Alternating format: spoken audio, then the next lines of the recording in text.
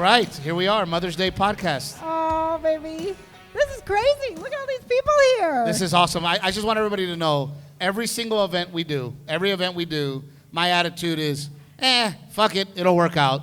Because I make it work out. No, I can't take all the credit. No, so then the whole month leading up to this, Renae's been like, it's not going to happen, and who's going to buy tickets? We got to do this, we got to do that, we got to do this, who's going to do this? Well, look what happened. It's awesome. Did everybody have a good time so far? Yeah. So? But thank you to all the people who just jump in at full force and always buy tickets and are always willing to donate something and help support. I am so touched and blown away. We put this together in 2 weeks, and it's because this amazing community. It's been more than 2 weeks. It's been more than 2 weeks, yes. I mean, once we started planning, but thank you to everybody. It is a Mother's Day podcast. So all the mothers in here, please, we also have this microphone if you want to talk too. But I want to tell you, first of all, that you are an amazing mother. You are an over and above mother. And I did not think you were going to be that.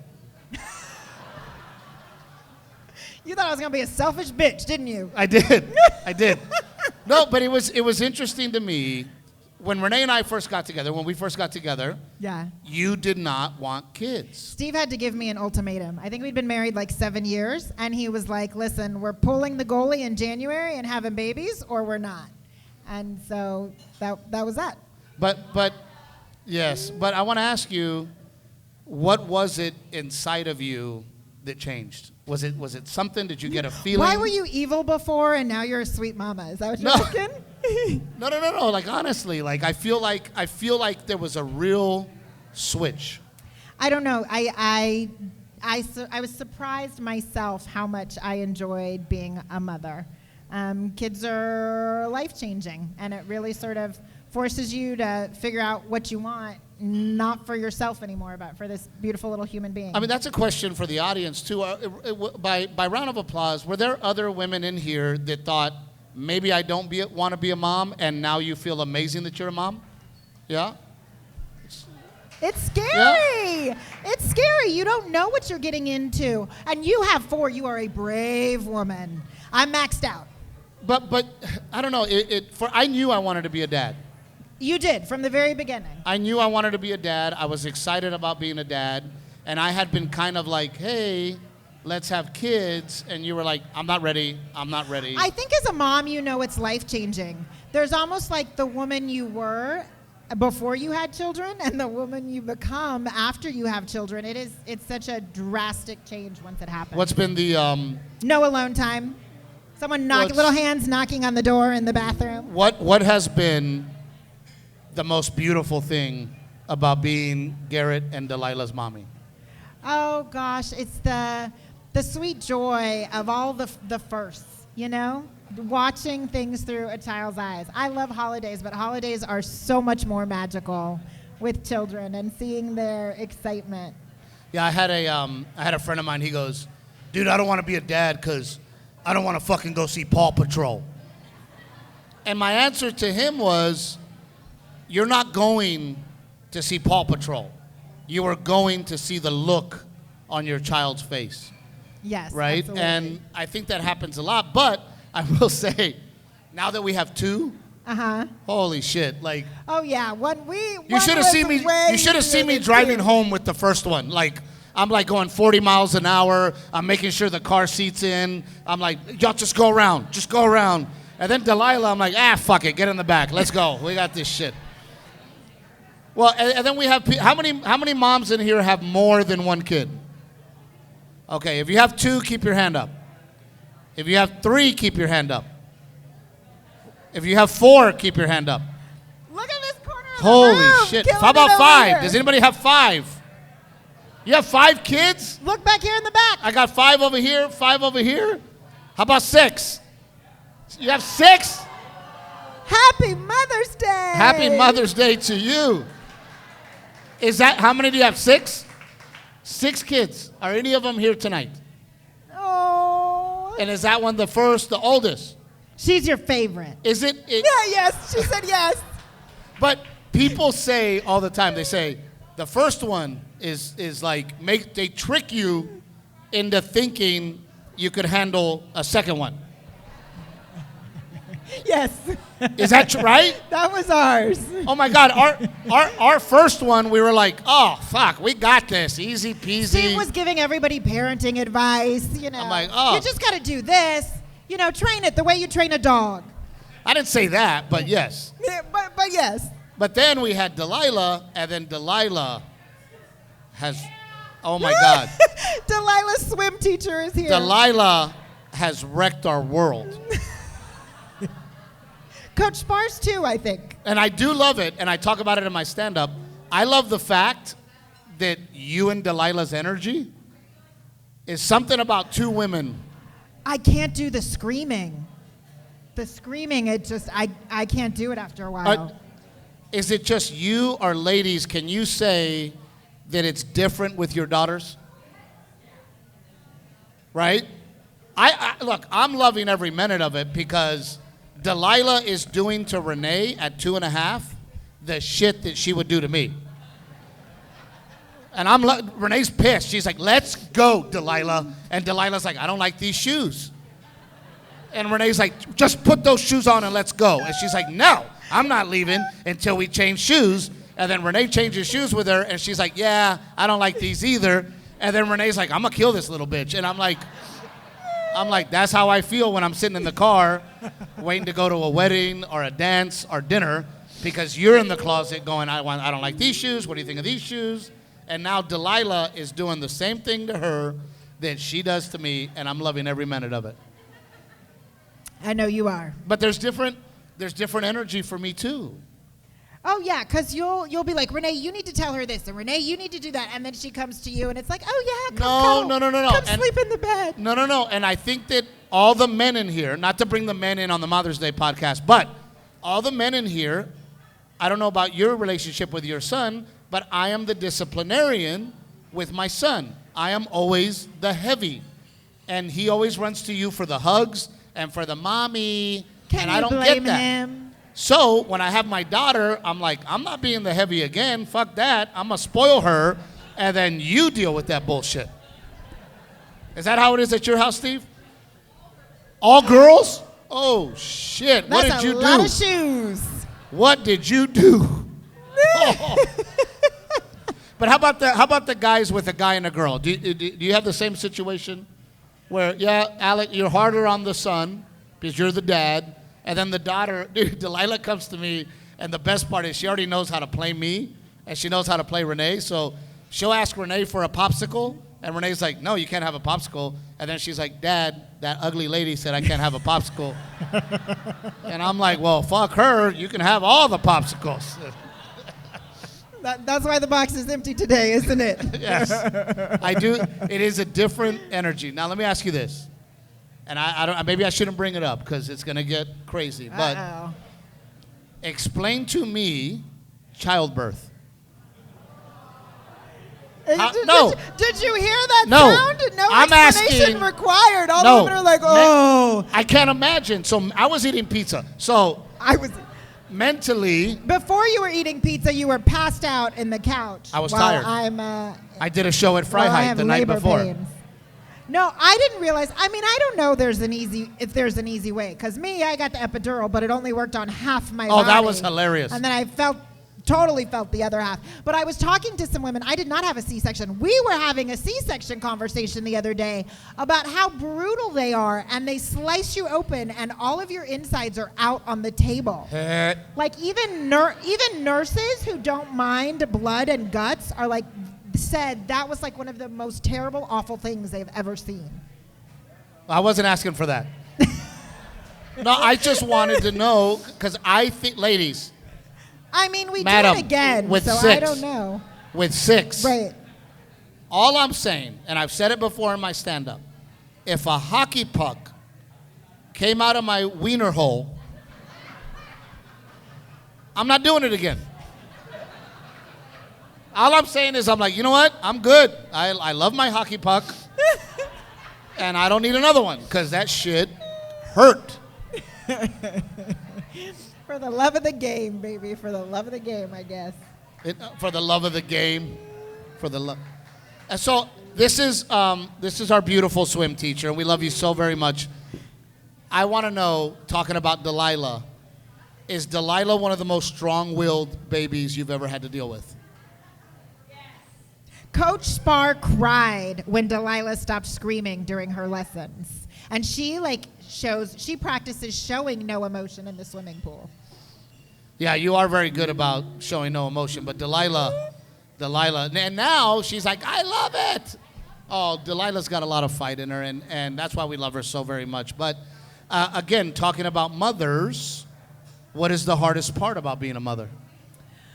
Oh, gosh.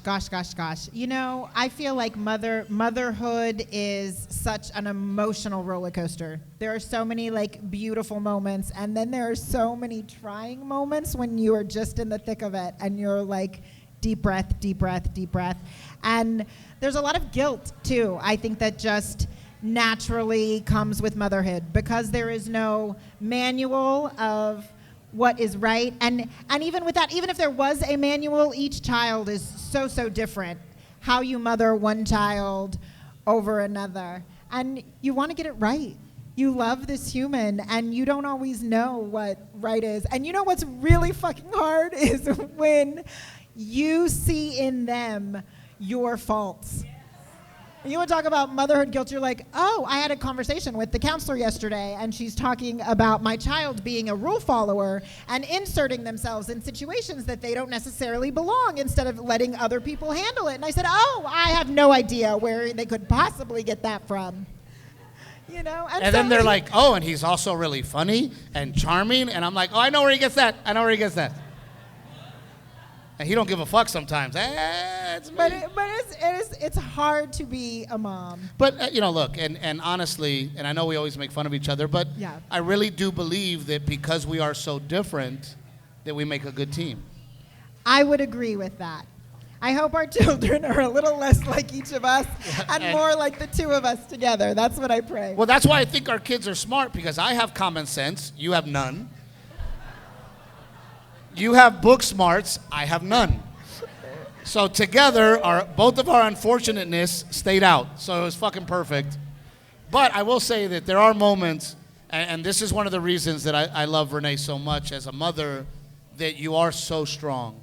And there are moments where you're handling the kids on your own or whatever, and you keep it together, and then all of a sudden one tear will come out the side. And I'm like, help. I'm like, oh, shit, it was bad, huh? And you're like, yeah, it was a bad weekend. But Renae does, I go on the road, and I don't know if there's other men in here that travel, but I admire her and love her so much because when I go on the road, she handles those babies all by herself, and I appreciate you for that. Thank you. Well, you go on the road, and I know it's hard to leave those babies, too. Well, it is hard to leave, and we had a laugh because I had gone on the road for probably 4 days or something, and we were having a stressful time because I had been on the road so long, and I'm sure Alex Whedon can enjoy this one. But I'm on the road for a long time, and I'm really missing my kids, and I call Renae. She answers very quickly, and she goes, I can't talk. Delilah just shit all over me. I think my words were, I have shit all over my arm. I'll call you back. And then I called her back, and I go, how much do I love my kids that I'd rather have shit on my arm than be in this hotel? But there are times that I'd rather have shit on my arm. I mean, I can smear some on you if you really want. We don't need to let people know our kinky shit at home, honey. But we are so excited about this Mother's Day podcast, and we have some very, very special mothers to introduce you guys. And one of the things that we wanted to do, my wife here is a wonderful mother and a beautiful mother, but we also wanted to give other perspectives to motherhood tonight. So I would like to invite Miss Carrie from New Braunfels Angels to come on up here. Come on up here, Miss Carrie. Give Carrie a big round of applause from New Braunfels Angels. So she's going to give us a little insight to our first mother that's going to come up here. Yes. Oh, is it on? Hello. Yeah, okay. you guys I gotta scooted speak real really close. close. Okay. Yes. So my name's Carrie Fitzpatrick, and I'm with New Braunfels Angels. Closer. Woo, we're getting really close. Okay. And we are a nonprofit here in town that supports families that are fostering and teens that are aging out of the foster care system. So we started in 2018 with a mission to radically change the trajectory of lives for these kids in care. There's a lot of harrowing statistics around kids in foster care, and I'm going to tell you a few of them real quick. But when I tell you these statistics, I don't want you to think that these things are happening in Austin or San Antonio or some ominous place. They're happening right here in our own town. And I know that we all live here locally and we think like that stuff doesn't happen here. It does, and there's kids locally here that need our support. So a foster kid will be placed in a foster home, and statistically about 50% of homes will close in a year. So that kid that has now been removed from their home, has been placed in a new home, learned new rules, go to a newer school, and now has to move again when that foster home closes. And every time a foster youth moves, which on average is 7 times in 2 years, Wow. they get behind 6 months in school. So this kid's moving time after time. How far are they getting behind in their education? So only about 50% of foster kids graduate from high school. Only about 7% go to college. And in the state of Texas, every foster kid is given a free ride to college in Texas. So there's benefits for them. And only about 2% graduate college. And despite the education things like homelessness, underemployment, drug use, teen poverty, sex trafficking, they all have a direct pipeline to foster care. So if any of those things bother you, all of those things have a direct correlation to foster care. So I think that was the craziest thing that I learned from speaking with you, Carrie, is that I think you said something like, is this correct? 70% of sex trafficked victims are foster kids. Yeah, so about 60% of kids that are found in the sex trafficking have come from foster care. And it was really opening to think about, we talk about homelessness and, you know, the vets that are a huge percentage of our homeless population, but another huge percentage of our homeless population is our foster kids who yep. have aged out of the system. How many foster children do we have in New Braunfels at the moment that you know of? About 400. In New Braunfels, and then you go outside to Guadalupe County, Comal County, Bexar County. We have over 4,000 kids in our area that are in need of good foster homes. So we know that everybody can't foster. That's a lot, right? Everybody's not called to foster. Everybody's not called to adopt, but you can volunteer. You can donate, which you guys have done amazing tonight for us to help support these families. So we have about 53 kids on our waiting list right now that want our services so that we can help support these foster families and the kids. And we have one of our foster moms here, Samantha, with us tonight. And she's going to tell you a little bit about what it's like to be a foster mom and all the, different things that it takes, but also how there's people like you that have come along and said, like, we can do this. We're going to help you change the stats. These kids do not want to end up a statistic, and we don't want them to end up one either. So she's gonna beautiful. tell you about that. Let's make a difference. Bring her on up. All right, Samantha. Samantha, ladies and gentlemen.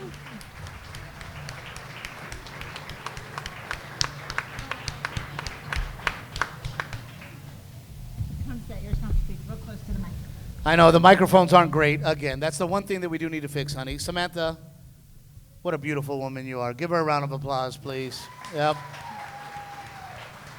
We really wanted this episode to be all about motherhood and celebrating motherhood. And you don't have to have physically carried a child. There are so many other ways to mother. And you've had both experiences. You do have a biological child and also have fostered and then gone on to adopt. So I just think you're a perfect example to sort of share with us what that experience is like. Well, and I grew up with a stepmom as well, and I think stepmoms are moms too. And if there's any stepmoms in here, congratulations. Thank you for being a stepmom. Give those stepmoms a round of applause, please. My mom's over there, fuck that bitch.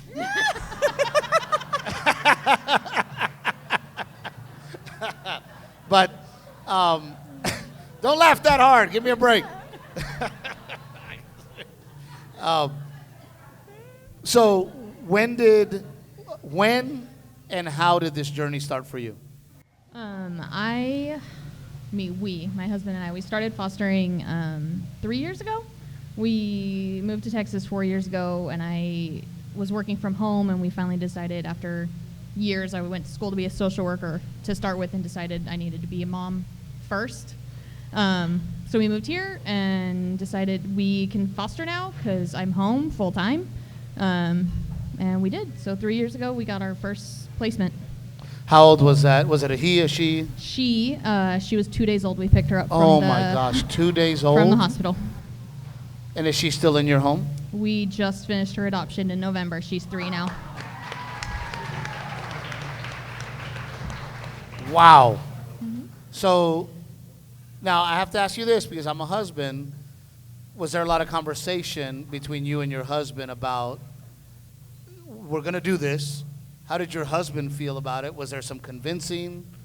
There was a lot of prayer, because with my heart for social work from the beginning, convincing him that it was something that he could do, if I just said, we're just going to do this, it wouldn't have worked, because we both had to be on the same page.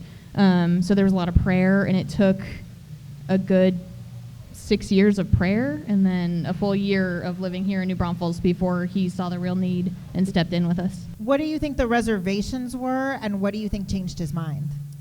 I think that you can get scared to foster because you hear horror stories more than you tend to hear all the good that comes from it, and see what it does to your family, to your biological kids, to the kids in care that you bring into your home. And the horror stories, just like, it's a really bad analogy, but just like Yelp reviews, you hear the negative more than you hear the positive.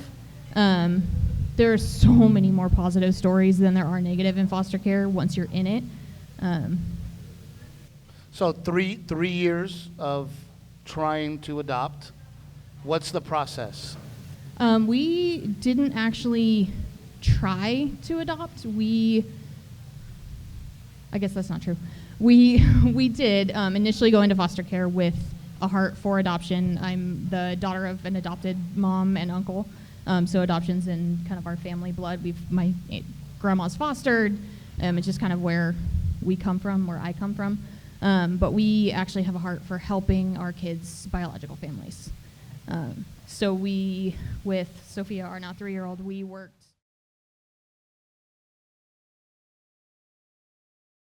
In the hopes that she would be able to go back home.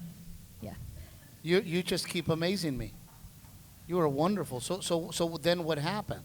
In the long run, more often than not, parents don't always work all their services. They don't always get it together. And it's really hard because they're trying to break generational curses, right? They're trying to break habits that they were taught, that their parents were taught. So in the end, she came up for adoption, and she's been in our home her entire life. So we're not going to say no. Of course, right? And then on this journey, how much time did the biological parents get to spend with her? She never left our home. Oh, so she doesn't know her biological parents. She just had some visits. We have other kids that we've had in our home that got to reunify. Their mom did everything, and our twins went home, and it was amazing to get to watch and be a part of. And still home, still happy. Still home, still safe after almost 2 years now. Wow, that deserves a round of applause. I mean, I thought I'd bring you up here and you could tell your story, and now I just feel like a shittier human being. Thank you. That's not the point. You're absolutely amazing. Now, you do have biological kids. How many? We have one biological daughter. She's 10. She's 10. How does she feel about the whole thing? Or does she even know? She has been one of the biggest parts in us fostering. We couldn't have done and continue to do what we do because we still do respite care for foster families. Can you explain what respite care is for those of us who don't know? When you become a foster family, you have all these extra rules in place. So I can't just say, hey, Carrie, you want to babysit my kids? Now she can because they're adopted. But there's rules. You have to have a babysitter certified, approved person through your agency to watch them for under 12 hours. If they're going to be watched for more than 12 hours, they have to be respite certified, and that's an entire extra layer of training and classes and trauma-informed care.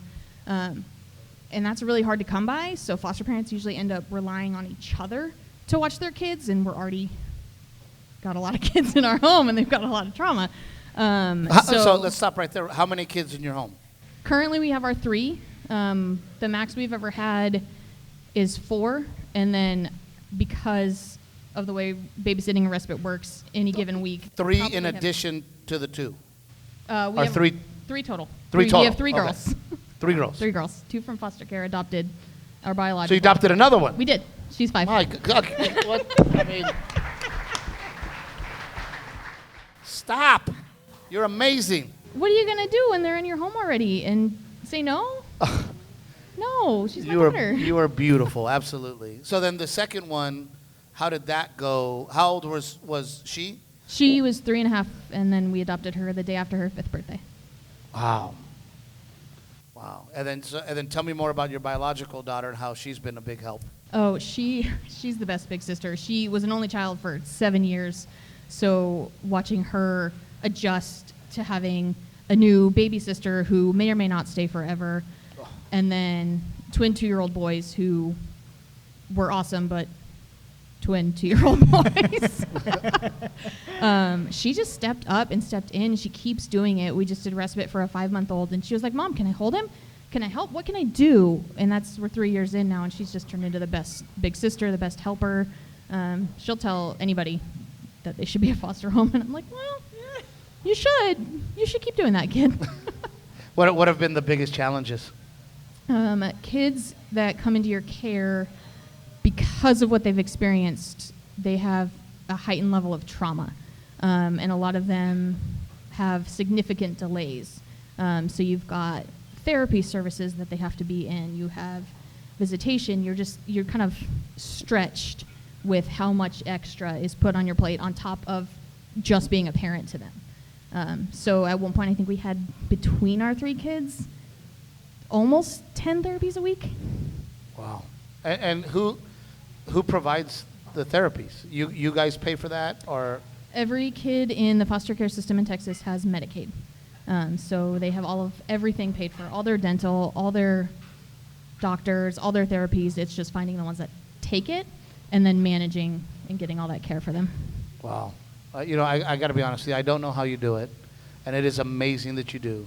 So if there's somebody out there, and maybe somebody in this room, that is thinking about fostering, what advice would you give those people? Do it, because we need you to. But find your community. Get your family involved. Get your friends involved. Get them to say yes to being babysitters for you, because without that, it's really hard. Build community with other foster parents, because it's a lonely world, because people that have kids and they're not from foster care, even if they're just adopted, private adoption, it just adds a different element, a different layer. So you want to make sure that you've got people that you can talk to that understand what's happening. I don't know if this is true or not, but I've heard that the process can sometimes be a little overwhelming, or there's a lot of red tape to cut through.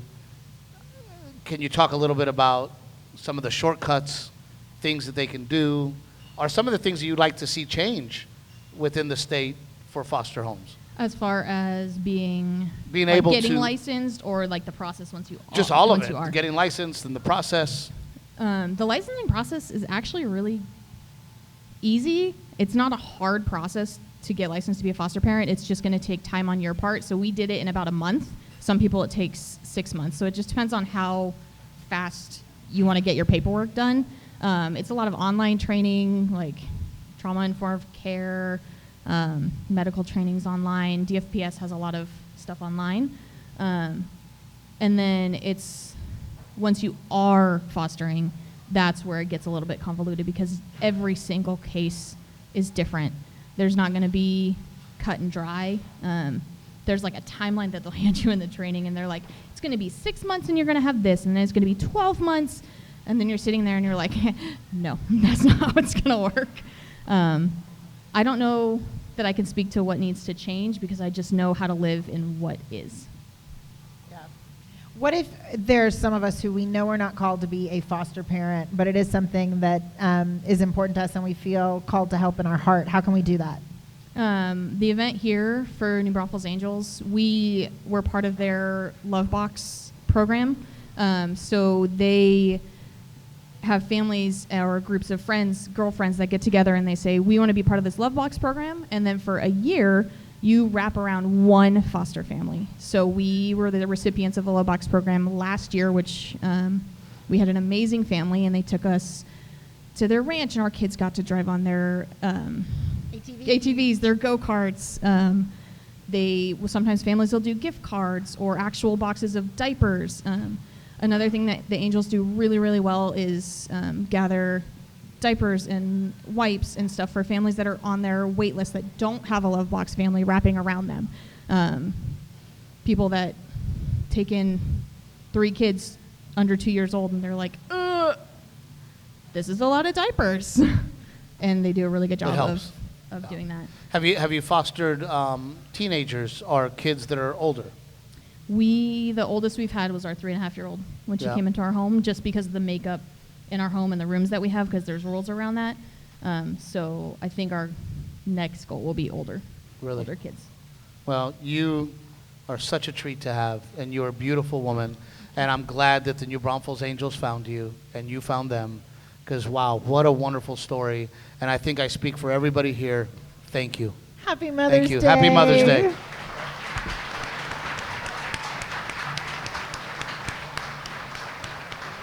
And I wasn't going to do this, but, since she had somebody introduce her, yes, I think Sonny Salcedo, 3-time Grammy Award-winning accordion player, should come up here to introduce his beautiful wife. Come on up here, Sonny.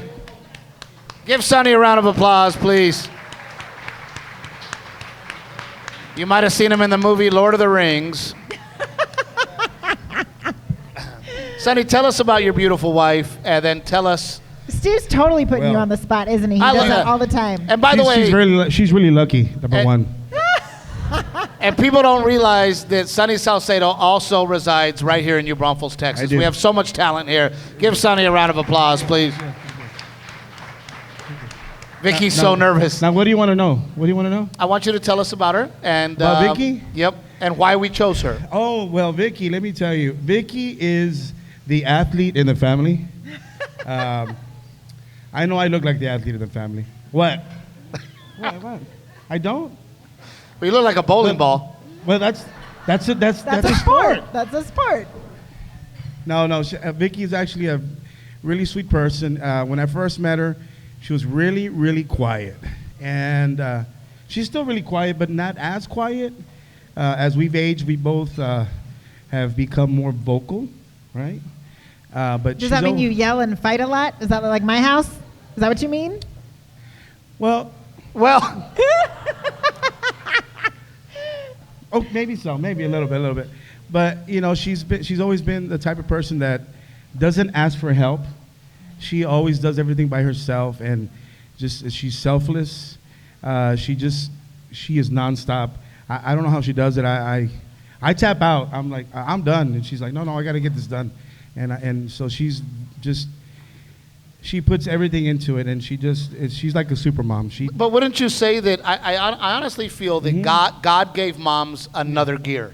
I think so, yes. I always say that we all get sick in the house except for her, and then she takes care of us, and as soon as we're feeling great, she gets sick, and then we're like, later, Mom, thanks. Later, yeah.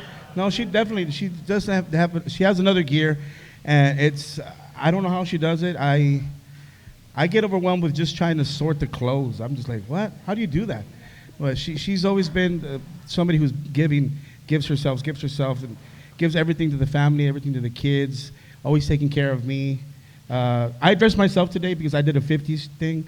I don't ever dress this way, so she would have not approved of this shirt. But just when you thought black was slimming, I know. But she does everything. Tell me about your kids. My kids, Jaron is 12 now. He's 13. He's gonna be 14 this year. He's our angel. He's our oldest child, and he has special needs. And he's just full of life and always happy, super happy all the time. Jalen, my daughter, is the mama bear, number 2. That's Vicky's mini. And if you see her, you would be like, wow. You're looking at Vicky as when she was 12 years old, and that little girl is a pistol. I'm telling you, she's the type A personality, and when she wants something, she's gonna get it. I know people like that. Yeah. And my little mini, Jarek, he is the the smart one. He's the really smart, intellectual kid. You know your kids are gonna see this shit, Yes, right? Yeah, I know. I know. He's really smart. He's the smart one. The other ones are dumb as shit. They're But dumb. No. Well, we do joke around. My daughter, she says some stuff, and we're like, "Oh, you're pretty." Oh, you're pretty. That's what I tell Renae. You're so pretty. So he's the one that he wants to be an engineer, and he likes animatronics and robotics and all that good stuff. So it's fun. It's keeps us busy. Well, introduce your wife, please. All right. Without further ado, my beautiful wife, Vicky Sauceda.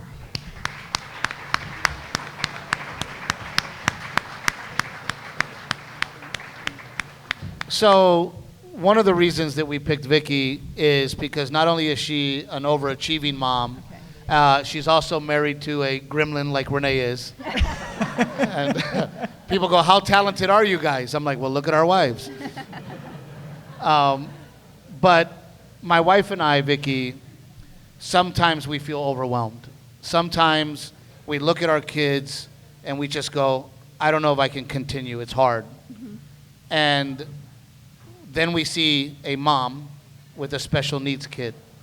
And it really makes me and Renae take a step back and really kind of recharge us into we're blessed with not special needs kids, and we don't have to constantly take care of them. And then we see mothers like yourself who are extra. And do it with such grace. You do it with Vicki. such grace. Like an inspiring amount of grace. So we want to talk about not only raising 3 kids, but one of them being special needs, and that was your first kid. Yes, that is Jaron. And I say special abilities because he's able to do anything else every other kid is doing, just a little more limited. So, at 4 months, I just went back to work because I was working, and I got a call from my parents because they were helping us take care of him, saying that something had happened with Jaron, and they were going to the emergency room. Of course, I had no clue. I just got up my stuff and took off to the emergency room. We're at the Santa Rosa downtown in San Antonio, and we had all these doctors looking at him, and it turns out that he had a seizure. So at 4 months, he was diagnosed with infantile spasms. It's a form of epilepsy. I know a lot of people think when you see epilepsy, it's what you see on TV, the grand mal seizures where they're shaking and convulsing. But with him, it wasn't that. He would just stiffen his limbs and kind of look to the side. It was nothing to what we had seen, nothing that we had gone through before. So, of course, we were nervous, scared, but we went through a lot this first couple of years. Different doctors, trying to find the best neurologists to get answers. How did it happen? Why did it happen? Of course, everything that you go through as a parent. As a mom, you want to Yes. fix it. If there's anything you could possibly do to fix it, Yes. you want to find whatever that is. Exactly. What is the answer? How do we get this going? How do we fix him? But there wasn't nothing to fix. He was okay. It was just what we found out is his brain did not form as everybody else's.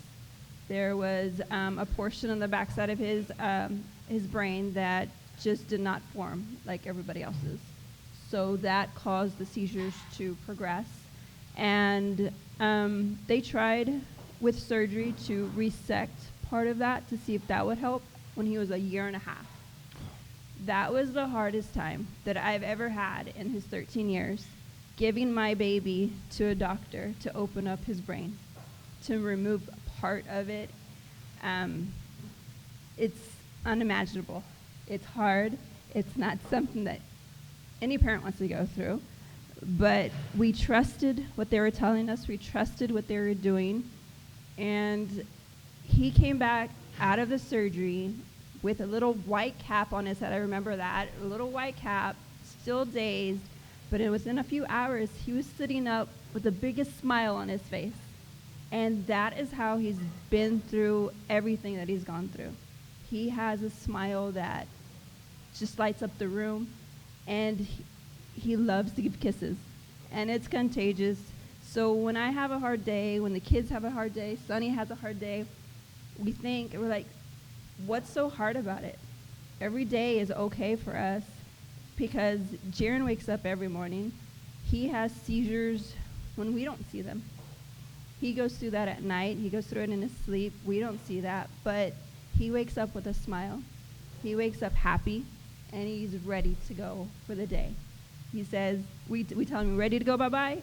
Yeah, he's ready. Just ready to do whatever we want to do. But it's been a struggle, but I've had the blessing of some great parents that have helped us out through it all. That is a challenge, just like, every parent, you're looking for somebody to take care of your child when you're unable to. And with a special needs child, you don't find that in just any location. You don't find that with any caregiver. So it's a process. It takes a lot of people, and my family has been the village that has supported us tremendously with Jaron. So, was there some fear having the second child? There was. We did all kinds of tests. They ran everything they could to see if it was genetic, and everything that they did came back normal. Every test they did came back normal. And they said, it's not genetic. So if you do have another child, there is a possibility, but it doesn't look like it. It'll happen.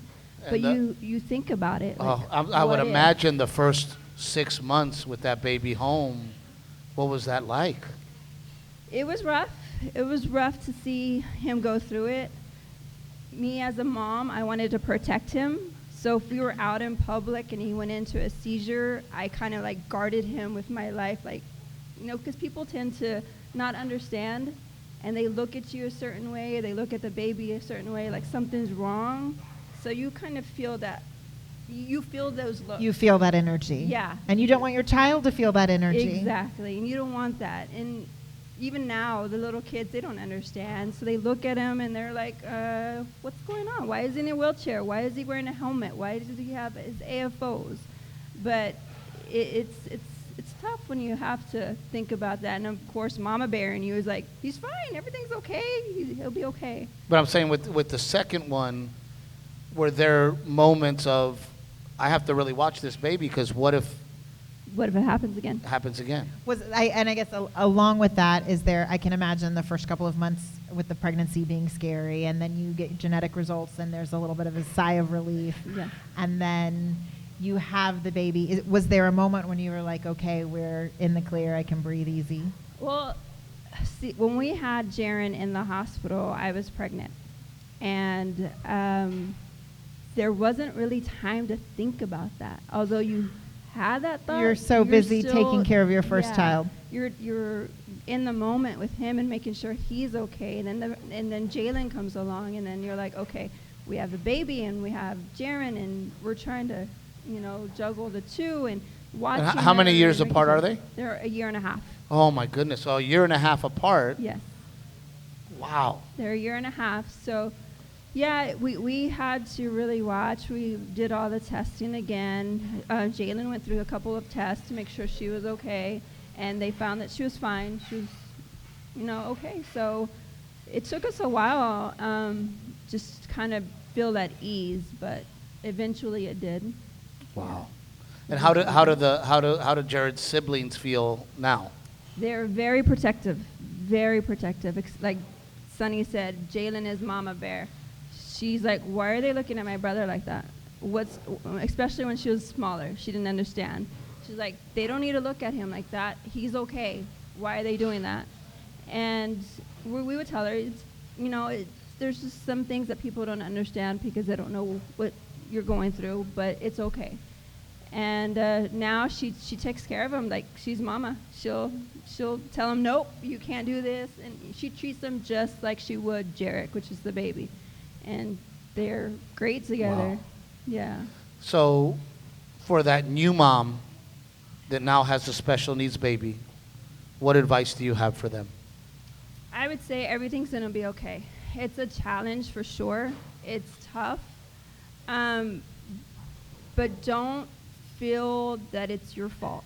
I had that. I felt, what did I do wrong? How did this happen? Did I do something during my pregnancy? Did I do something when, he was a baby? you have that mom guilt because you can't really help the situation. Do not feel the guilt. Love on him or her just as you would any other child, and know that it's going to be okay.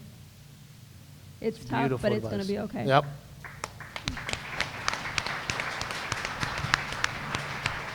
Oh, Vicky, you are another example of a beautiful mother. Thank you so much, Vicky. Give Vicky a round of applause, please.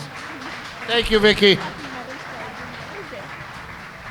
Dude, I wanted to do the podcast like this, but now I'm all fucked up. Like, people came, they're like, Steve and Renae are funny, and then we do this shit. I'm like, God, how do you even follow money that? For a good cause. We are. Baby. So the mothers that you've seen up here, including my wife, give them a round of applause, please, because what a beautiful thing. And you Yep. mothers in the audience for coming out here on a Tuesday night so we can raise some money. And all the beautiful mamas here today. So we do have to wrap it up. Yes. But before we do, we would like to open it up to the audience.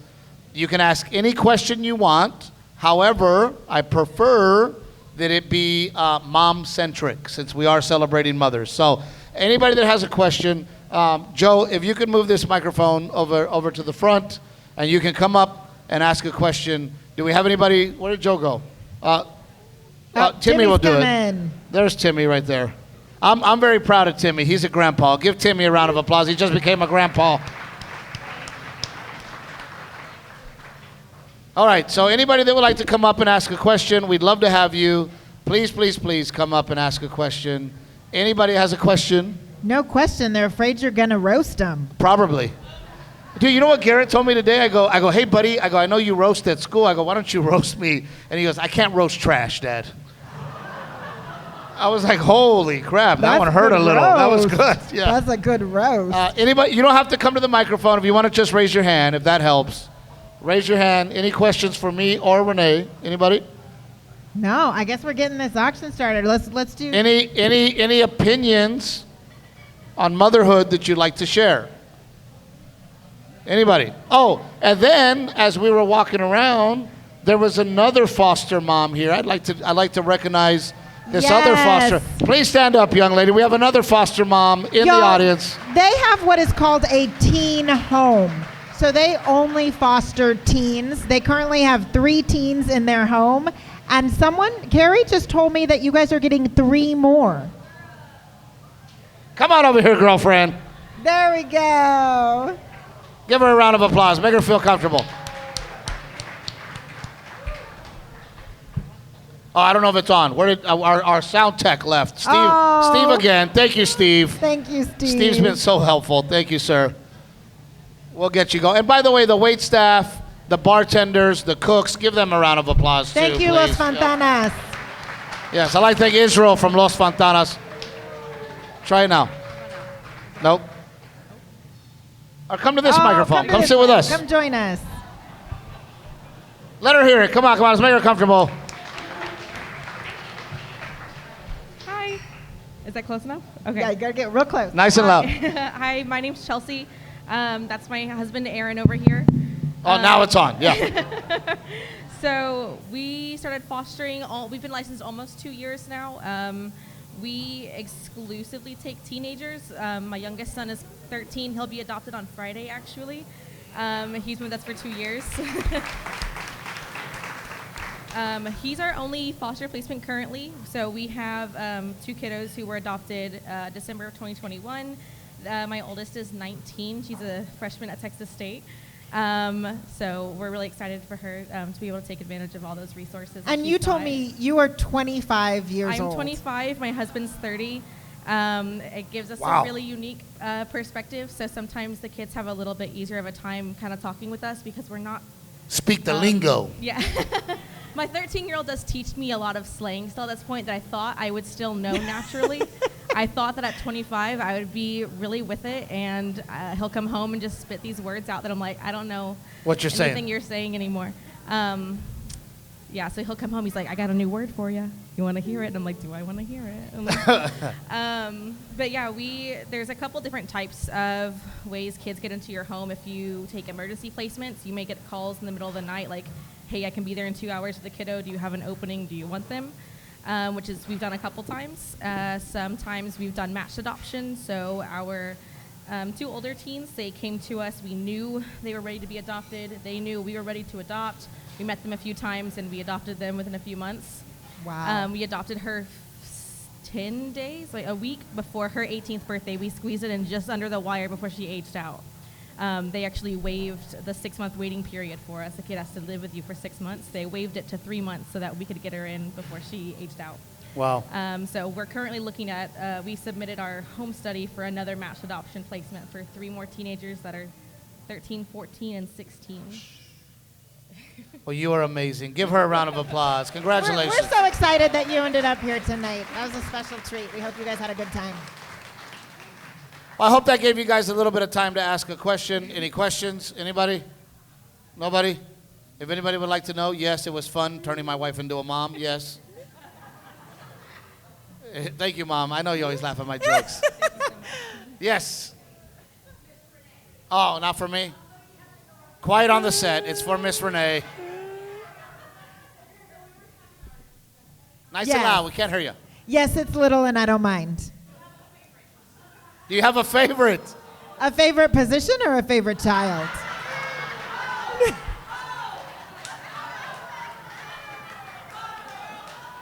We got a we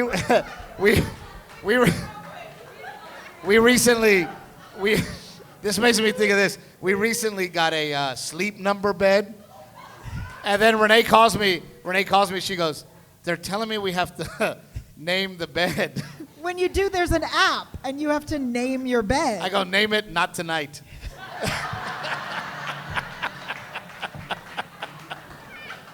I think that's what I actually named it. So I just fuck her during the day now. I don't think they heard that. But you never got your answer. Yes. Do you have a favorite? I don't have a favorite. They're so different and unique. Delilah's definitely more challenging, but I don't have a favorite. Not yet, anyway. I have favorites in different things, but the same. Does that make sense? No. Yes. What does that mean? No, like with I love them. I love them the same, but different. But I love when Delilah will come up to me and she'll go, "Let's play body slam." Yeah. You know, and she says, "Let's play body slam," because I wrestle with her on the bed, and it's different with her. Like she wants to pretend to be asleep, and then we have to make a fort, and then she puts me to sleep, and then she puts makeup on me, and so that's my favorite thing about her. Garrett doesn't put makeup on me. No, but he does want to cuddle with me. He does cuddle with you more. He's my cuddle bug. Yeah. Yeah. And he just beats the shit out of me. Yeah. Yeah, he Tries just to get you in a headlock. Yeah, he likes to get me in a headlock. But any other questions before we move on to the auction? I truly, truly hope that you guys had a good night. I truly hope that you guys enjoyed yourself tonight, especially the mothers. Especially the mothers. Yep. Yeah. We do have to do our sponsors because somebody's got to pay for this shit. Yes, we are so, so grateful for our sponsors. You guys, we have sponsors that pay us to do this so that we can continue to do it every week, and we're so grateful for them.